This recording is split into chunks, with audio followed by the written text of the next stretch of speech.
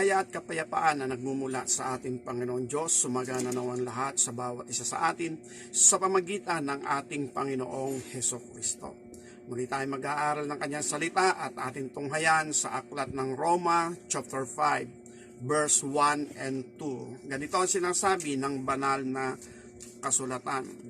Ayon dito sa aklat ng Roma chapter 5, verse 1 and 2, ayon sa pananampalataya, ay meron tayong access para sa biyaya ng ating Panginoon. Okay, Romans chapter 5 verse 1 and 2. Yaman nga na mga inaring ganap sa pananampalataya, meron tayong kapayapaan sa Diyos sa pamagitan ng ating Panginoong Heso Kristo.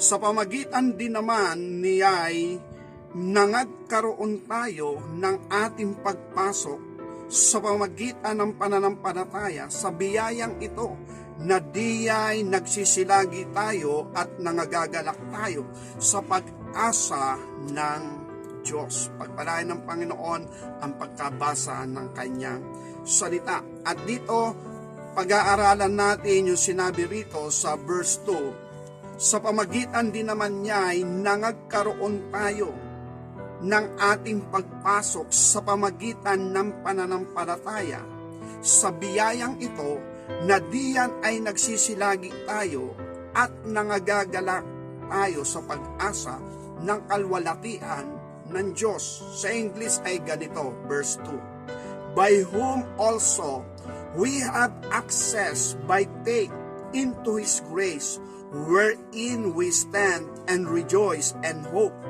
of the glory of God. Kaya dahil dito, ito yung nais ng ating Panginoon Diyos na mangyari maganap sa ating mga buhay ayon sa pananampalataya, yung tayo ay makapasok sa kanyang biyaya. Napakahalaga ng pagpasok sa kanyang biyaya at ito yung pruweba na tayo nga ay nakapasok sa biyaya ng ating Panginoon, ang buhay na walang hanggan. Ang ibig sabihin ay meron tayong katiyakan. Gaya ng pag-aaral natin ng nakaraan, na ang ating pinag-aralan ng nakaraan ay yaong sinasabing mga acceptable faith, na kung merong mga palatandaan na ibinigay ang ating Panginoon sa kanyang pagbabalik, para din naman sa buhay na walang hanggan ay nagbibigay din siya ng mga palatandaan. At ito nga yung continuation ng ating pangangaral. Ito nga yung kahalili o kasunod ng pag-aaral natin bilang pagtitibay doon sa ating mensahe na acceptable faith. Pero ito nga yung pag-aaralan natin. Ang sabi naman dito sa ating paksang pag-aaralan ay the access to enter the grace of God. Access, yung tinatawag na pagpasok. To enter, access to enter in God's grace. Kaya ibig sabihin, tayo raw ay nangagkaroon ng pagpasok. We have access into His grace. Pag sinabi kasi nating access, yung meron tayong malayang pagpasok, o meron tayong karapatan, o meron tayong permiso. Maaaring sinabi natin sa ating mga pangangaral noon, ano ba yung access? Ang ibig sabihin, pag wala tayong access, hindi tayo makakapasok. Para din yan yung mga sabihin na natin, kagaya sa Malacanang. Gustuhin man ng taong pumasok sa Malacanang, pero kung wala kang access, ay hindi ka talaga makakapasok. Kaya kailangan merong access, merong pahintulot, merong rights. At ito rin yung biyaya ng ating Panginoon. Lahat tayo ay pwede makapasok. Pero kailangan natin yung tinatawag na faith. At sa pananampalataya, alam natin, faith in action, sapagkat yung faith na walang kalakip na gawa ay patay. Kaya yung faith na ito, kinakailangan magkaroon ng tinatawag na kalakip na gawa. Yes, nananampalataya tayo, magkakamit tayo ng buhay na walang hanggan. Pero doon sa pinag-aralan natin ng nakaraan, na kailangan din naman natin yung mark of our salvation ay nakikita din natin, napapatunayan din natin at na na uunawaan natin, ito yung pinakapamantayan ng ating Panginoong Hesukristo. Kaya dahil dito, ito na nga yung sinabi natin, continuation about our study sa pag-aaral ng kanyang salita. At simulan muna natin yung tinatawag na biyaya. Ano ba itong mga biyaya na ito? Meron tayong karapatan, meron tayong access na makapasok sa biyayang ito, at ang biyayang ito ay napakahalaga. Dahil alam naman natin, pag sinabing biyaya, sa Tagalog ay pagpapala. Kaya lang, minsan, pag sinabi natin biyaya, pagpapala, lagi natin naiisip ay yung tinatawag na material na bagay. Pero yung biyaya ng ating Panginoon, hindi ito nasusukat sa tinatawag na material. Sapagkat alam natin sa pag-aaral natin doon sa About the Emptiness of Life, yung buhay nga ni Haring Solomon, hindi niya nakamit yung biyaya ng ating Panginoon na pinakang magbibigay sa kanya ng tinatawag na lubos na kasiyahan na ipinangako ng ating Panginoong Jesucristo, na sabi niya siya'y naparito upang magbigay ng buhay, isang buhay na ganap at kasiyasiya. At yung matutunghayan natin sa aklat ng John chapter 10. Dito naman sa John chapter 1, ito yung biyaya ng ating Panginoon. Sinasabi rito sa John chapter 1 verse 14 hanggang 18, ganito ang sinasabi ng banal na kasulatan. At nagkatawan tao ang Berbo at tumaan sa gitna natin, at nakita natin ang kanyang kalwalhatian. Kalwalati ang gaya ng bugtong ng Ama, napuspos ng biyaya at katotohanan. Kaya pansinin natin, nung pumarito ang ating Panginoon, nakita daw sa kanya ang kalwalhatian na gaya sa bugtong ng Ama. Napuspos ng biyaya at katotohanan. Ang dala at taglay ng ating Panginoong Kristo ay ang fullness of truth and grace. Kaya dito ituloy natin verse 15. Pinatotohanan siya ni Juan at sumigaw na nagsasabi, ito yaong aking sinasabi, ang pumaparito nasa hulihan ko ay magiging una sa akin, sapagkat siya ay una sa akin. Sapagkat sa kanyang kapuspusan ay nagsitanggap tayong lahat ng biyaya sa biyaya. Sapagkat ibinigay sa pamagitan ni Moises ang kautusan, at ang biyaya at katotohanan ay nagsidating sa pamagitan ni Jesucristo. Walang taong nakakita kailanman sa Diyos. Ang bugtong na anak na nasa sinapupunan ng Ama, siya ang nagpakilala sa kanya. Kaya dito makikita natin na yung pagkakatawan tao ng Berbo, yung Berbo, ito yung Word, yun yung Creator na lumikha ng lahat ng mga bagay, at kung wala yung Berbo, walang malilikhang anuman. Kaya sabi nga, ang Berbo, siya ay Creator. At yun ang sinasabi ng Hebreo chapter 3, na sinasabi nga sa pamagitan ng salita, natatag ang sanlibutan. Okay, Hebreo chapter 11 verse ano ba yon? Okay, tingnan natin. At tayo ay nalilito. Hebreo chapter 11. Ganito ang sinasabi ng banal na kasulatan. Verse 3. Hebreo chapter 11 verse 3. Sa pananampalataya natatalastas natin sa sanlibutan ay natatag sa pamagitan ng salita ng Diyos. Ano pat ang nakikita ay hindi ginawa sa mga bagay na nakikita. Kaya ibig sabihin, yung Berbo, yung salita, yun ang nagtatag ng sanlibutan. Kaya yung Berbo nagkatawan tao.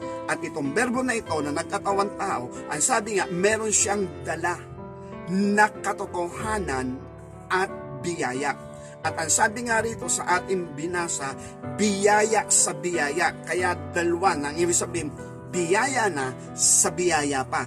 At nabanggit natin nga nung mga nakaraan kung anong ibig sabihin ng biyaya sa biyaya. Ang biyaya ng Panginoon na ibinigay sa tao, siyempre yung tayo tubusin at ang tao ay makapagbalik loob sa Diyos.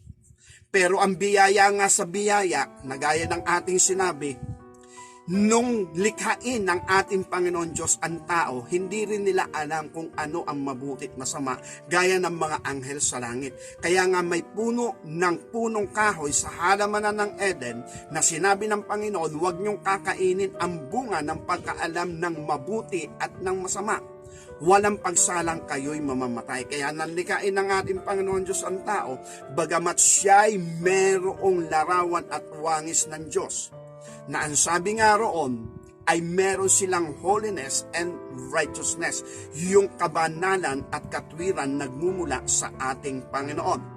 Pero yung about sa tinatawag na pagkaalam ng mabuti at ng masama, hindi nga yun alam ng tao, kahit ng mga anghel na nasa langit. Kaya nga ang sabi ng ating Panginoon Diyos kay Eva at kay Adan, nakita nila na pumasok na ito sa kasalanan, sila'y nagsang-usapang muli at sinabi, narito ang tao ay naging kagaya natin, na nakakaalam ng mabuti at ng masama.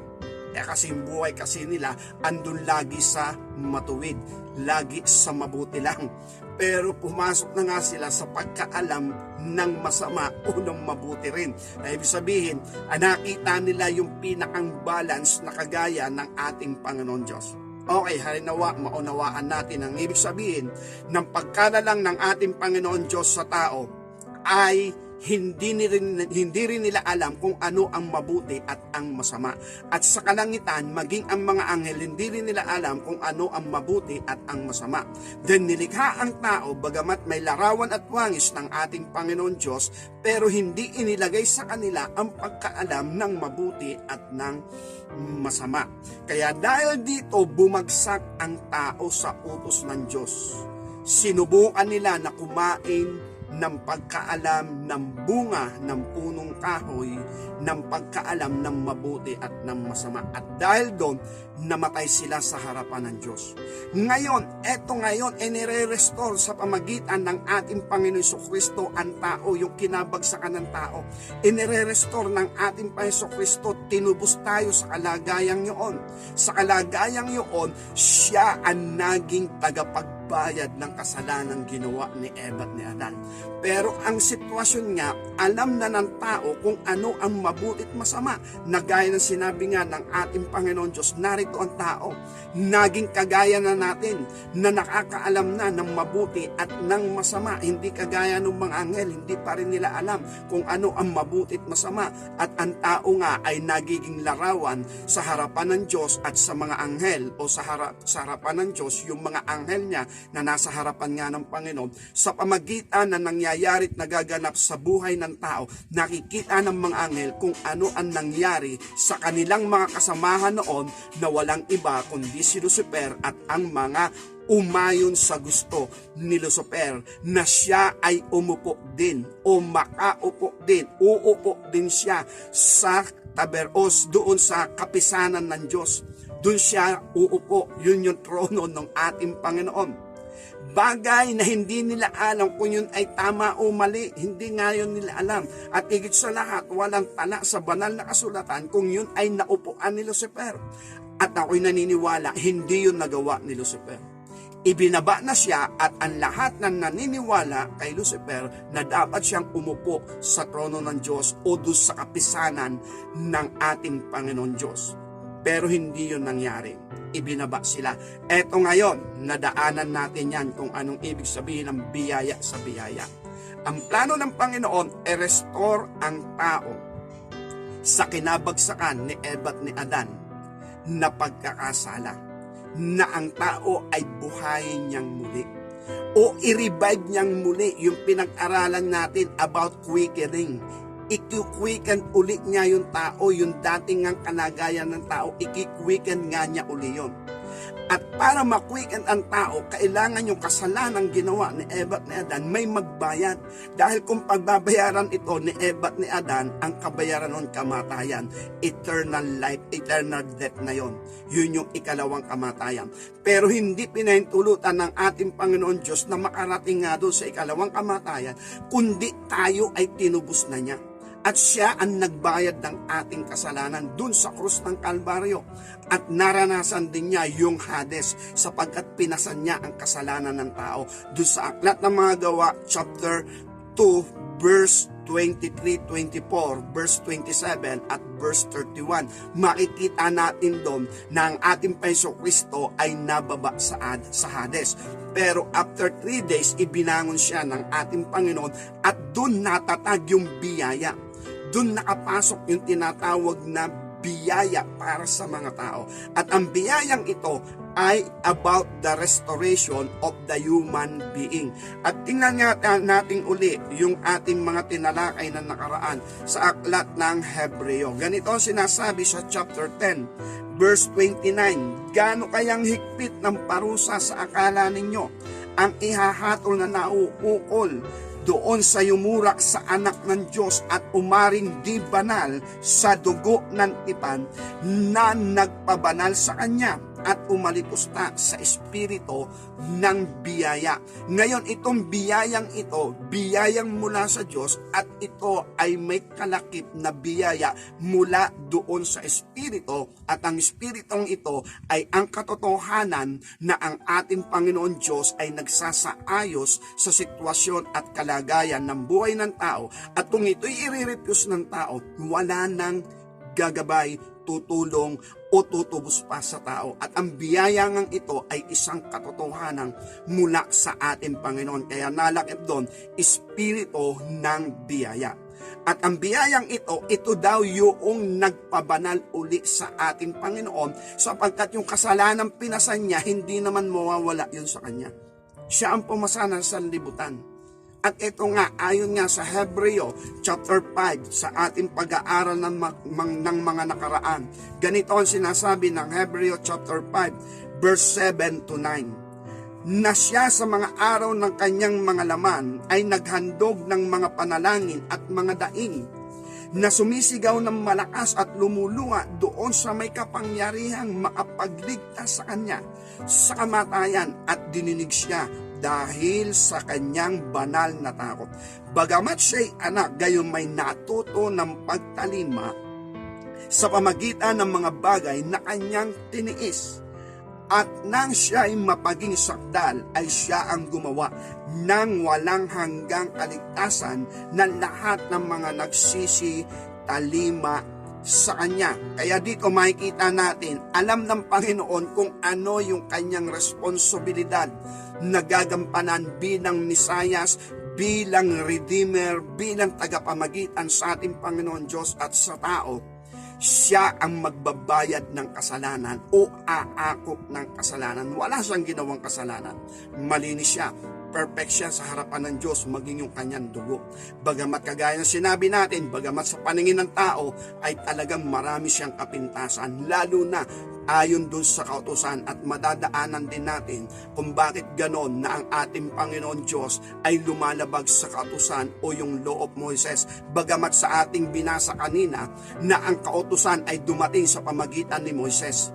Pero yung biyaya at katotohanan ay dumating naman sa pamagitan ng ating Panginoon Kristo. Kaya ibig sabihin, ang dala ng ating Panginoon Kristo ay mas mataas kaysa dun sa dinala ni Moises na kaloob mula sa ating Panginoon Diyos. At yun ay kautusan. Yung kautusan binigay ng Diyos kay Moises, natatag yun. Pero ang dala naman ng ating Panginoon na dumating yung biyaya at katotohanan, higit na mas mataas kaysa doon sa ibinigay ng Diyos kay Moises, ang kautusan. Higit na mas mataas. Kaya nga naririnig nyo rin sa ating pangangaral, we are not under the law. We are above the law. Dapat andun tayo mataas kaysa kautusan. Kaya yung biyayang ito, makikita natin the restoration of the human being and then alam na natin ang mabutit masama. Kaya ibinibilang na tayo, sabi nga ng ating Panginoon Diyos doon sa aklat ng Genesis, narito ang tao naging kagaya na natin. Ang tao ay naging kagaya na natin. Nakakaalam ng mabuti at ng masama. at hindi natin mapapasubalian yon. Pero ang kaibahan lamang, ang tao ay nakakaalam nga ng mabuti at masama, pero wala na yung holiness, wala na rin yung righteousness. Kaya sa paningin ng Panginoon Diyos, patay na rin sila. Pero sa pagkaalam ng mabuti at masama, kagaya na rin sila ng ating Panginoon Diyos. Ngayon, kung babalik uli sa atin yung holiness and righteousness about sa redemption na ginawa ng ating Panginoon Kristo, lalaki uli sa atin yung likeness and image of God. But the knowledge, yung pagkaalam ng mabuti at masama, nasa atin na rin ngayon. Kaya dahil dito, makikita nga natin yung Romans chapter 8, verse 30 o verse 29. Ang Panginoong Hesus ang panganay at tayo ay kanyang mga kapatid. At tayo ay binigyan ng karapatang maging anak ng Diyos. As in, anak ng Diyos. Kaya nga sa ating mga pangangaral noon, lagi ko sinasabi, kung anak ng Diyos, hindi yan sinungaling at hindi yan magsisinungaling. Dahil anak nga ng Diyos. Pero kung nakakaalam lang ng mabuti at masama at hindi na-redeem ng ating Panginoon, yes, alam niya mabuti at masama, pero hindi na-redeem ng Panginoon, yung truth, yung righteousness and holiness, wala pa rin sa buhay ng tao. Kaya kailangan natin ngayon yung faith. Kailangan natin ngayon yung pananampalataya. Okay, harinawa, naunawaan natin ang mga bagay na yaon. Ito naman ngayon yung pananampalataya para tayo'y magkaroon ng access talaga sa ating Panginoon. As like ito yung pinaka-mark of our salvation na tayo nga ay nakapasok sa biyaya. Kasi kapag hindi tayo nakapasok sa biyaya, ang buhay natin ay yun din. Walang pinagkaiba doon sa tinatawag na Law of Moises o kautusan ni Moises, o walang pagkakaiba doon sa tinatawag na mga hintil o mga pagano o mga barbaro. Nang ibig sabihin, tayo ay naroroon sa labas ng biyaya ng ating Panginoon Kristo. At sa panahon natin ngayon ay dapat nga natin tiyakin, tayo ba ayon sa pananampalataya ay nasa loob na ng biyaya ng ating Panginoon? As like yung pinag-aralan natin noong nakaraan about our faith. Dapat napapatunayan natin yung marker, wala ngang kapintasan ang ating espiritu, ang ating kaluluwa, ang ating laman, at hindi nga daw tayong gagawa nun. Ang gagawa nun, yung tumawag sa atin, ang ating Panginoon Kristo, siya rin ang gagawa nito. Then yung sinasabi na ang mga ipinanganak ng ating Panginoon Diyos o ang mga pinanganak na muli ay hindi nagkakasala. Dahil yung bini ay nananahan nga sa Kanya at napakahirap talaga nito. Kailangan talaga dito yung faith, pananalig, at yun sa kapanganakang muli, hindi tayo ang gagawa. Hindi sasabihin natin, ipapanganak uli ako, mananampalataya ako, na ako'y iluluwal na muli. Hindi, ang ating Panginoon Diyos ang magluluwal sa tao. Siya ang magluluwal sa tao, hindi tayo na iluluwal natin yung ating sarili para tayo'y maipanganak na muli. Hindi. Kailangan lang natin yung kooperasyon, pananalig, pananampalataya. Okay, nadaanan natin yon gaya ng pinag-aralan natin nung nakaraan. Ang sabi ng Panginoong Hesus sa aklat ng Lucas chapter 5 verse 5, Pedro, pumunta ka ron sa laot. Ihulog mo yung iyong lambat upang mamalakaya. At ang sabi ni Pedro, Guro, sa magdamag nagpagal kami at wala kami nahuli. Pero dahil sa iyong salita, ihuhulog ko ang aking lambat. Ang ibig sabihin, dahil salita mo yan, nananalig ako na ang iyong sinabi ay totoo at ikabubuti namin. Pero kung sa aming kaisipan at sa natural na kalikasan, alam yun ng Panginoon Kristo, yung natural na kalikasan, ang mga isda wala na nga doon. Andun na yun sa pinakang malalim na dako at hindi na yun malalambat. Alam din yun ng ating Panginoon. Pero dahil gusto niyang pagpalain si Pedro at makakita nga ng kakayanan ng ating Panginoon Kristo kung sino siya, sumunod si Pedro. At dahil doon nakakuha siya, nakahuli siya ng maraming mga isda. And that is faith. Pero si Pedro, hindi siya yung unang sumampalataya. Ako'y nananampalataya sa Panginoon Diyos. Hindi kami papayag na walang huli. Sa pangalan ng Panginoong Sus, ihuhulog ko ang aking lambat. Depende sa kanya yon, ayon sa katwiran ng Diyos. Pero ito kasi, iniutos na ng Panginoong Hesus sa kanya. Pedro, pumunta ka sa laot. Talagang sinabi, iniutos. Pumunta ka sa laot, ihulog mo yung lambat upang mamalakaya. At ito, iniuutos din ito ng banal na kasulatan. Ipinapakita sa atin ito ng banal na kasulatan. Dapat ayon sa pananampalataya. Yung mark of our salvation, nakikita natin, nangyari nga, nadaanan nga natin. Then, ibig sabihin nun, we are in a right path, in a right way. Nasa tamang landas tayo. Pero kung hindi natin nakikita yon, at dahil hindi natin nakikita, ay i-refuse natin, wala niyan. Ay wag naman. Dahil salita yan ng banal na kasulatan. Okay, tuloy natin. Eto ngayon, ayon sa pananampalataya, we must enter into His grace. By faith, we must enter. Yung access natin ay nasa sa atin talaga. Makakapasok tayo sa biyayang ito. At kapag nakapasok tayo doon, ayon dito sa ating teksto, namamalagi daw tayo ron. Doon tayo namamalagi, doon tayo lumalagay. Nang ibig sabihin, hindi natin ninanasang lumabas pa doon sa biyayang iyon, kundi tayo ay nasa loob ng biyaya. At kapag tayo nasa loob ng biyaya, yung sinabi natin mark of our salvation, nakita natin yon, nangyari yon. Then dadagdagan natin sa pagkakataong ito, kapag tayo nga ay nakapasok sa biyaya ng Diyos, ito yung sinasabi ng ating Panginoon, na dapat ay nasa sa ating kalagayan, nasa sa ating pananampalataya. Kaya daanan natin uli yung kapanganakang muli. Sabi rito sa John chapter 3, verse 3 to 7, ganito ang sinasabi ng banal na kasulatan. Sabi rito sa verse 3, chapter 3, verse 3 ng Juan. Sumagot si Jesus at sa kanya sinabi, katotohanan sinasabi ko sa iyo, maliban na ang tao ay ipanganak na muli, hindi siya makakakita ng kaharian ng Diyos. Sinabi sa kanya ni Nicodemo, paano panganak ang tao kung siya'y matanda na makakapasok ba siya bilang ikalawa sa tiyan ng kanyang ina at ipanganak? Sumagot si Jesus, katotohanan sinasabi ko sa inyo, maliban na ang tao'y ipanganak ng tubig at ng Espiritu, ay hindi siya makakapasok sa kaharian ng Diyos. Ang ipinanganak ng laman ay laman nga.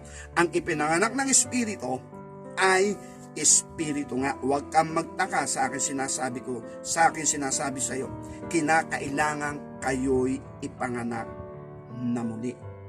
Sa verse 5 sa English, ganito ang sinasabi, Jesus answered, verily, verily, I say unto thee, except a man be born of water and of spirit, he cannot enter into the kingdom of God.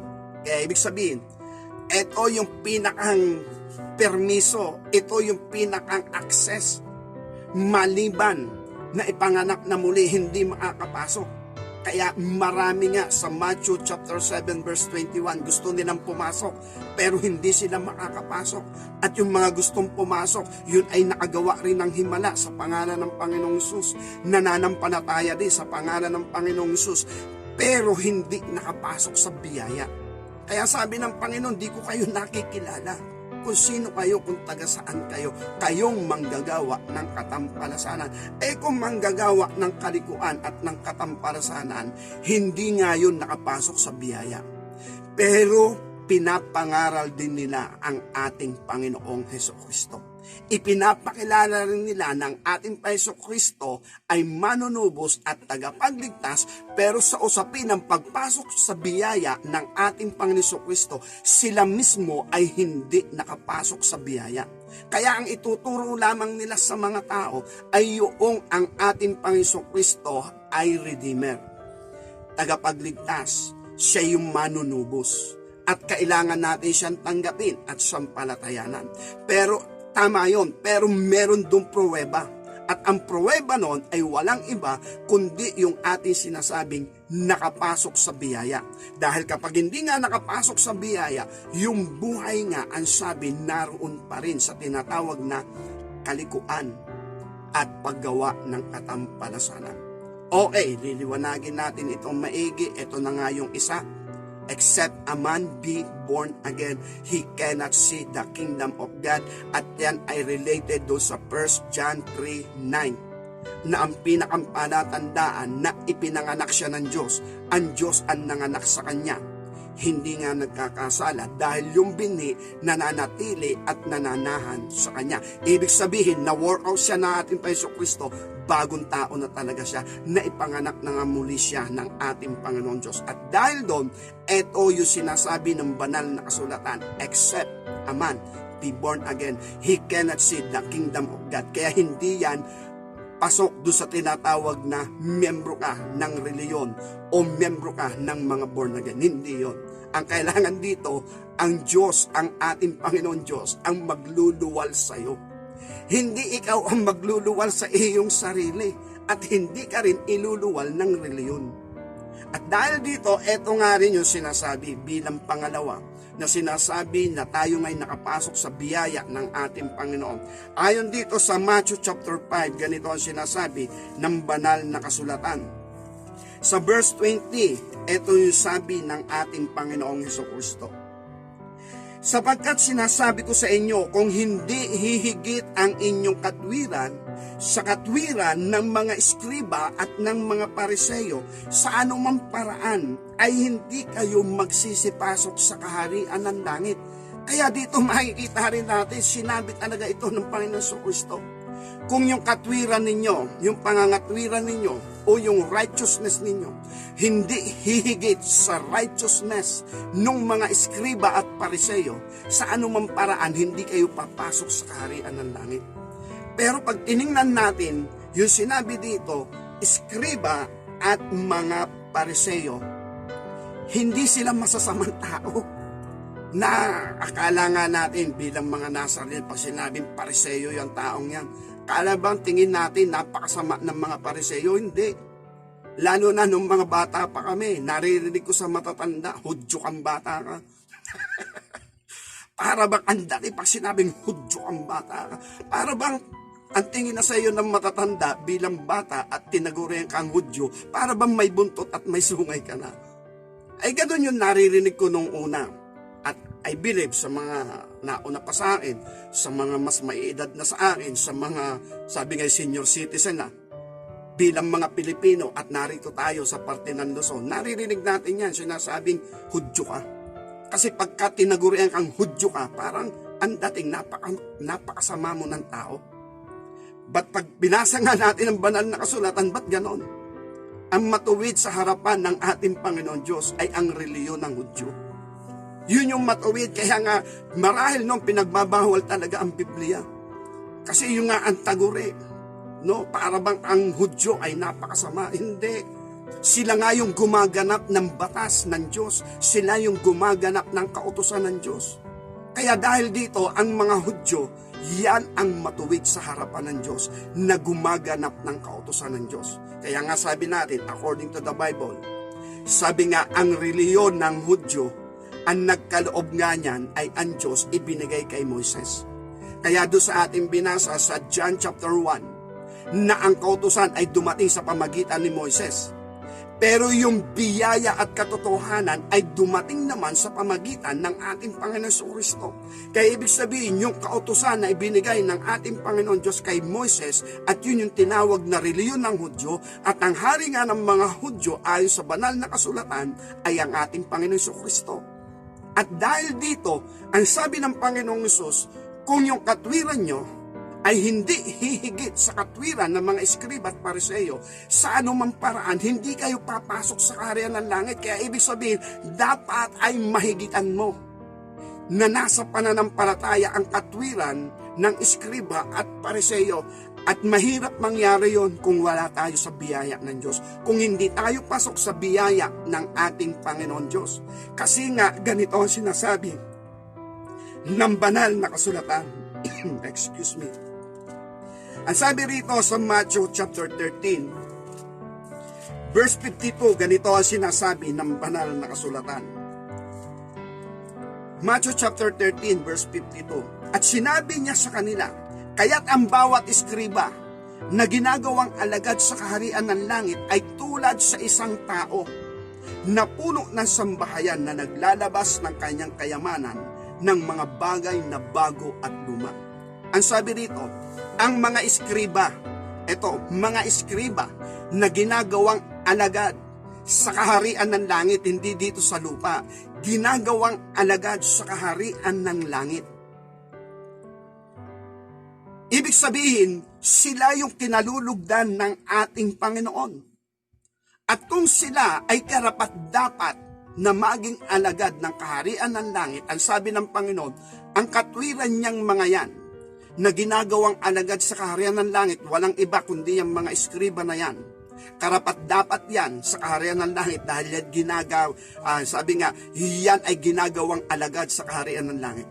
Pero ayon sa pananampalataya, kung hindi daw hihigit ang ating katwiran sa mga eskriba at sa pariseo, sa anumang paraan, hindi tayo karapat-dapat sa kaharian ng langit. Kaya ibig sabihin, dapat ay humigit ang ating righteousness dun sa righteousness ng mga eskriba. At pag sinabing mga eskriba, yan ang mga tagapagturo ng kasulatan. Scribe, tagapagturo ng kautusan. Sila yung mga nagtuturo sa mga tao. At sila ay sabi nga ay ginagawang alagad sa kaharian ng langit. Ngayon, tayo naman sa pananampalataya, dumating ang ating Panginoon Kristo, ang dala niya'y biyaya sa biyaya at katotohanan. Dala ng ating Panginoon Diyos na ibinigay kay Moises at dala ni Moises ay kautusan. At dun sa kautusan na yon, dun nga umiral yung mga bagay na nais ng ating Panginoon Diyos sa buhay ng tao. At dun sa pag-iral nito sa kalagayan at sa buhay ng tao, kinalugdan sila ng Diyos ayon sa kautusan. Pero eto na nga ang buhay na walang hanggan. The Redeemer, wala pa kasi tumutubo sa sala ng tao, kaya nasa ilalim ng kautusan. Kaya nga sabi ni Apostol Pablo kay Timothy sa 1 Timothy chapter 1, ganito ang sinasabi ni Apostol Pablo kay Timothy. Ang kautusan ibinigay dahil para magkaroon ng tinatawag na kaayusan. Dahil hindi naman ilalagay ang kautusan kung maayos na, di ba? Kaya ito, 1 Timothy chapter 1, verse 8, nalalaman natin na ang kautusan ay mabuti kung ginagamit ng tao sa matuwid.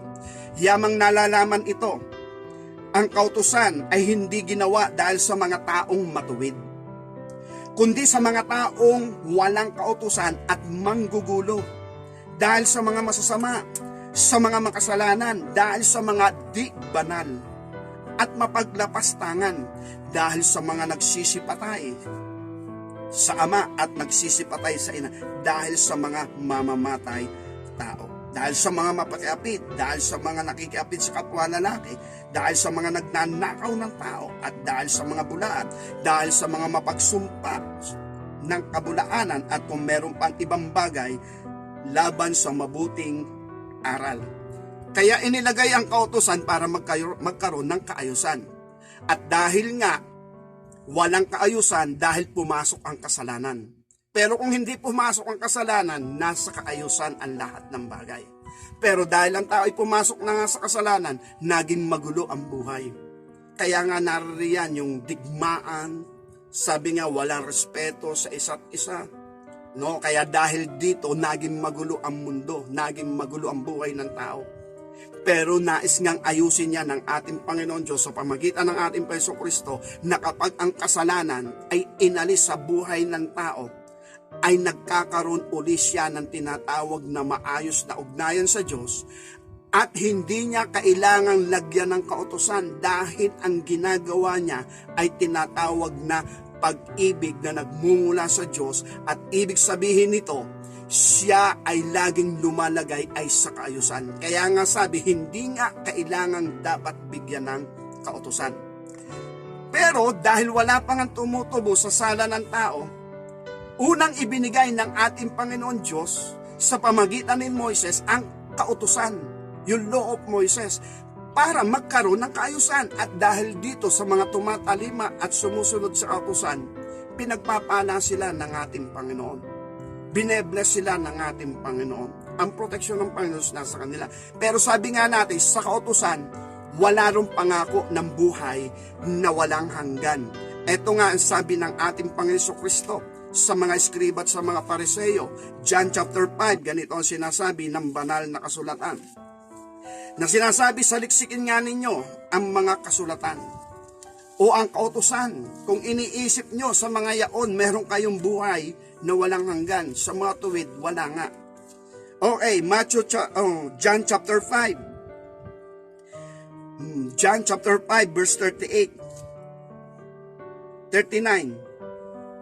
Saliksikin ninyo ang mga kasulatan, sapagkat iniisip nyo sa mga yaon meron kayong buhay na walang hanggan.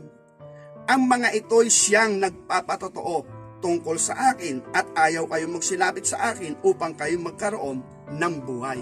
Ang sabi ng ating Panginoong Hesus sa mga kausap niya, sa mga Hudyo, ang sabi niya ay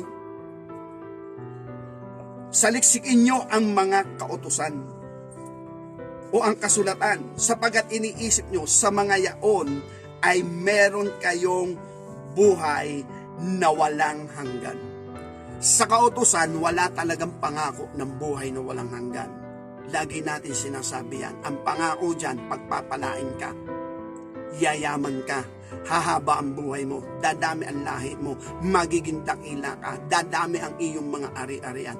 Pero buhay na walang hanggan, wala. Kaya tama yung itinala sa aklat ng Hebreo chapter 5 verse 9. And being made perfect, He became the author of eternal salvation. Nagpasimula ang redemption at kaligtasan ng ang ating Panginoon Kristo ay maging sakdal na muli. Dahil nga sa dugo ng tipan na itinatag niya at itinatag ng ating Panginoon Diyos, at yan yung pinakang biyaya, espiritu nga ng biyaya. Kaya dahil dito, isa sa ating makikita na meron tayong access pag nasa loob tayo ng biyaya, yung righteousness natin higit kaysa kautusan, higit kaysa eskriba at pariseo, kung sa righteousness lamang. Kasi yung righteousness nila ay bumabase lang kung ano yung iniuutos.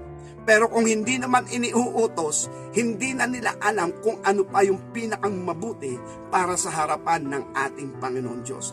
Kaya nga, yung pinakang initiative ng righteousness, hindi dumadating sa kanila at dumadating ito doon sa mga nagpatubos o tinubos ng ating Panginoong Hesukristo. At yun nga yung sinasabi nating likeness and image of God uli, yung katotohanan, yung liwanag na tinaglay natin na tayo ay naroon na sa liwanag, kinuha na tayo doon sa dilim.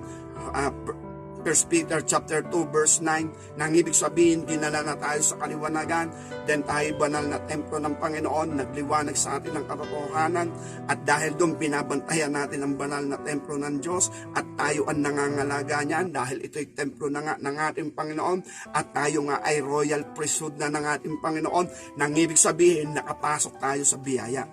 Pero habang hindi tayo nakakapasok sa biyaya, magre-relay lagi tayo ay sa kautusan, at ang kautusan pipihitin pa natin or babaguhin pa natin.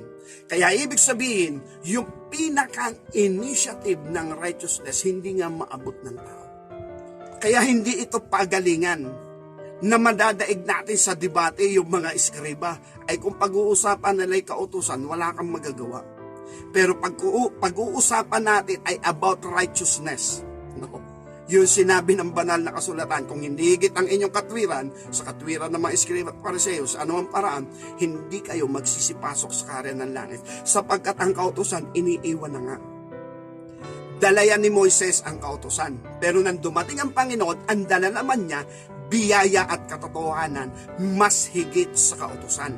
At yun yung righteousness of God, dahil meron na nga redemption sa kasalanan. At yung redemption sa kasalanan, yung Hebreo chapter 5 verse 9, yun yung nagpasagdal sa Panginoon. At sa English King James Version nga ay sinabing, and being made perfect. Yun uli ang ating Panginoon, yung perfectness niya sa harapan ng Diyos. And being made perfect, He became the author of eternal salvation. Kaya ibig sabihin, Ang ating Panginoong Kristo nakapasok sa biyayang itinatag niya at itinatag ng ating Panginoon Diyos ang dugo ng tipan na nag-aalis sa sala ng tao. Kaya dahil dito, isa sa pamantayan ng ating Panginoong Kristo, yung righteousness natin. Dapat higit sa Eskriba at Pariseo. Pero kung pag-uusapan nyo, lalo na kung debate, kautusan, wala kang magagawa. Pero kung pag-uusapan nyo ay righteousness, ayon sa biyaya ng Diyos, sila naman yung walang magagawa. Bakit? Nananatili lang sila sa kautusan. Hindi nagkakaroon tinatawag na initiative upang maging kalugod-lugod sa Diyos, at yan nga ang katwiran, hindi nakakaahon at nakakalabas sa kapangyarihan ng kasalanan. Andun pa rin ang mga nasa ilalim ng reliyon, lahat ng reliyon, at maging ang reliyon ng Hudyo na itinatag ng Panginoon Diyos sa pamagitan ni Moises. Kaya yung kasalanan naroon hindi nawawala. Pero bakit hindi gawin ang nais ng ating Panginoon? Yung kalooban ng Panginoon, ang panampalatayanan ang ating Panginoon Kristo upang makapasok sa biyaya. May dala siyang biyaya, biyaya sa biyaya. Okay, ito pa yung sinasabi ng ating Panginoon. Iwan natin yung about sa mga righteousness. Pero sinabi diyan, maliban kung hindi hihigit ang katwiran nyo sa Eskriba at Pariseo, sa anumang paraan di kayo papasok sa Kaharian ng Langit, at huwag tayong pumayag na hindi ito magaganap sa atin, dahil sigurado yon. Kung hindi higit nga ang katwiran natin sa katwiran ng mga Eskriba at Pariseo, failure tayo. Kahit tapat tayo nananampalataya sa Panginoon, baka hindi tayo papasukin, at talagang hindi tayo papapasukin kung hindi tayo nakapasok sa biyaya habang tayo naririto pa sa ibabaw ng lupa. Ganon din ang sinabi ng ating Panginoong Kristo sa aklat ng Matthew chapter 18 patungkol naman sa mga bata. Ito ang sinasabi ng Matthew chapter 18 verse 3. Ganito ang sinasabi. At sinabi, katotohanang sinasabi ko sa inyo, malibang kayo'y magsipanumbalik at maging tulad sa maliliit na bata sa anumang paraan, hindi kayo magsisipasok sa Kaharian ng Langit. Sino nga magpakababa gaya ng maliliit na mga batang ito, ay siya'y pinakadakila sa Kaharian ng Langit. Ito yung isang sitwasyon. Kapag ang sino man sumasampalataya ay hindi nakapasok sa biyaya, hindi nga siya magiging kagaya ng bata. Pero kapag ang isang tao ay nakapasok sa biyaya ng ating Panginoong Kristo, siya ay nagpakumbaba. Nang ibig sabihin, ayon sa pananampalataya, gaya ni Pedro, kahit sa kanyang kaisipan at pangunawa, wala na siyang mahuhuling isda. Pero dahil sa paggalang at pagrespeto niya sa salita, yun ang kanyang sinusunod. Gaya ng bata. Kaya ibig sabihin, hindi niya ipinipilit yung kanyang sariling katwiran, kundi kung ano ang katwiran ng ating Panginoon Diyos, ng ating Panginoon Kristo, yun ang kanyang sinusunod at yun ang kanyang tinatalima. Kaya dahil dito, yung sinabi rito sa ating teksto, meron tayong pagpasok sa biyaya ng ating Panginoon ayon sa ating pananampalataya. At ito yung pananampalatayang ang nakalulugod sa ating Panginoon. Pananampalatayang may gawa. At ito yung lagi natin sinasabi ang Santiago chapter 2 verse 18. Ganito ang sinasabi ni Santiago chapter 2 verse 18 o verse 17. Ganito ang sinasabi. Gayon din naman, ang pananampalataya na walang gawa ay patay sa kanyang sarili. Oo, sasabihin ng isang tao, ikaw ay merong pananampalataya at ako'y merong gawa. Ipakita mo sa akin ang iyong pananampalatayang hiwalay sa mga gawa. At ako sa pamagitan ng aking mga gawa, ipapakita ko sa iyo ang aking pananampalataya. Kaya dito, mahalaga yung pananampalatayang may gawa. Then maybe sa susunod natin ito pag-aaralan, faith and action. Yes, nananampalataya tayo. Dapat yung pananampalataya natin may kalakip na gawa. At dahil may kalakip na gawa, nakikita natin yung pruweba. Na alam natin yung righteousness natin ay higit sa kautusan. Hindi tayo yung inuutusan para gumawa ng matuwid. Kundi tayo'y nabubuhay ng matuwid at ang matuwid ang ating ipinamumuhay. Kaya hindi natin kailangang utusan para gumawa ng matuwid kasi buhay natin yun. At gayon din naman yung sinabi, ang kapanganakang muli unless be born again. Hindi tayo ang gagawa nun, lagi natin sinasabi. Ang Diyos ang magluluwal sa atin.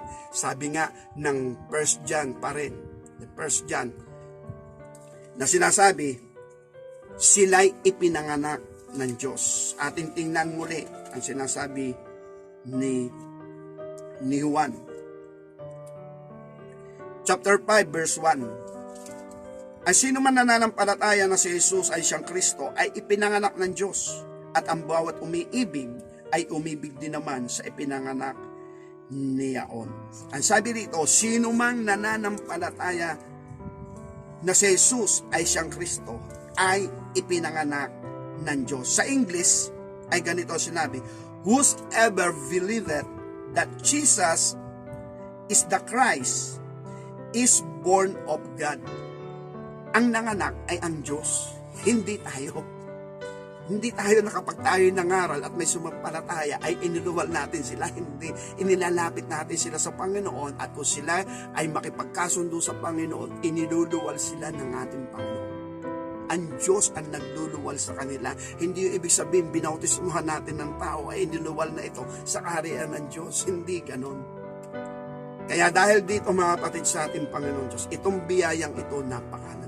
Sapagkat kapag hindi tayo nakapasok sa biyayang ito, lagi natin sinasabi, impossible. Wala niyan. Wala niyan na hindi nagkakasala. Wala niyan. Wala niyan na walang kapintasan. Wala niyan. Wala niyan na perfect. Nobody's perfect. Yun ang totoo. Pero yung be perfect, wala yan. Ay pawang salita yan ng Diyos. Kaya nga kailangan natin acceptable faith. Pananalig talaga, pananampalataya. Bagamat mahaba nga ang pag-aaral salita ng Diyos, harinawa maging maliwanag sa ating mga bagay na ito at idudugtong na lang natin sa susunod yung faith and action. Kasi nga, marami ang nangangaral sa ating Panginoong Kristo, ipinapakilala siyang manunubos, pero personally, siya mismo hindi nakakapasok sa biyaya ng Diyos. Kaya sila naninindigan na ang lahat ay nagkakasala. At walang taong hindi nagkakasala. Kahit nga yung mga mangangaral at yung nobody's perfect, yun ang pinaglalaban nila. Pero sa katotohanan, hiwagaya ng Diyos. Pag ipinanganak ka mong muli, yan yung biyaya ng Espiritu. Ang katotohanan, sumasayo ang Espiritu ng Diyos at templo ka ng banal na Espiritu. Harinawa pagpalain tayong lubos ng ating Panginoon. Huwag natin sayangin ang pagkakataong ito. Meron tayong pagpasok sa biyaya. At kailangan natin pumasok sa biyayang yun. At yun ay walang iba kundi ang dugo ng tipan. Ang bagong tipan. Higit yan sa kautusan. Praise God. Pagpalain po tayong lahat ng ating Panginoon Diyos sa kanyang kapurihan, magpakailan-kailanman. Amen.